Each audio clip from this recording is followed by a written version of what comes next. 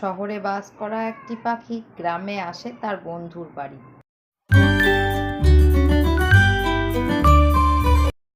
গল্পটি শোনার আগে বন্ধুরা আমাদের চ্যানেলটি সাবস্ক্রাইব করে দাও। তোদের গ্রামটা কেমন রে? কোনো পাকা রাস্তা নেই, পাকা বাড়ি নেই, বাড়িতে বাড়িতে এসিও নেই।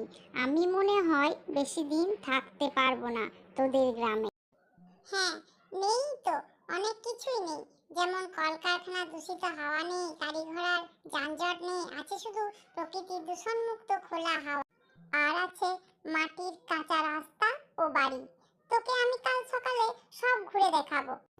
পরদিন সকালে তারা মাঠে ঘাটে ঘুরে চায়ের দোকানে দোকানির দেওয়া বিস্কুট খেয়ে সারা দিনটা আনন্দে পার করে।